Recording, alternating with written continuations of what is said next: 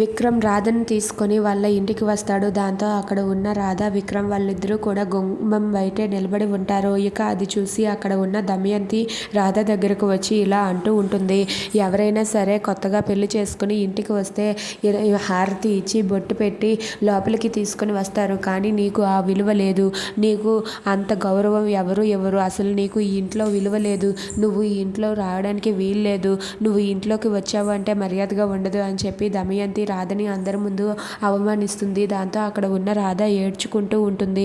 ఇంతలో వాళ్ళెవరూ కూడా హారతి ఇవ్వట్లేదని తెలిసి వెంటనే విక్రమ్ ఇంట్లోనికి వెళ్ళి ఒక ప్లేట్లో హారతి వెలిగించి తీసుకుని వస్తాడు.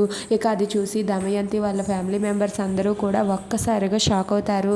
ఇక అక్కడ ఉన్న విక్రమ్ అయితే రాధకు బొట్టు పెట్టి హారతి ఇచ్చి లోపలికి ఆహ్వానిస్తాడు. దాంతో రాధ అయితే ఒక్కసారిగా అలా చూస్తూ ఉండిపోతుంది. ఇక ఇదంతా చూసి దమయంతి అయితే చాలా కోపంతో రగిలిపోతూ ఉంటుంది. ఇక రాధ అలాగే కృష్ణ వీళ్ళిద్దరూ కూడా అలా కుడికాళ్ళు లోపల పెట్టి ముందుకు రావాలని అనుకుంటారు.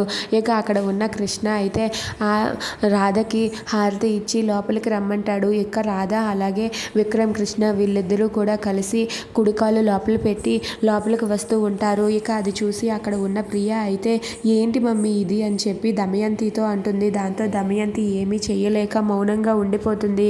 ఇక విక్రమ్ అయితే రాధను తీసుకొని అలా లోపలికి వస్తూ ఉంటాడు. ఇక అది చూసి దమయంతి అయితే ఏం చెయ్యలేక మౌనంగా ఉండిపోతుంది.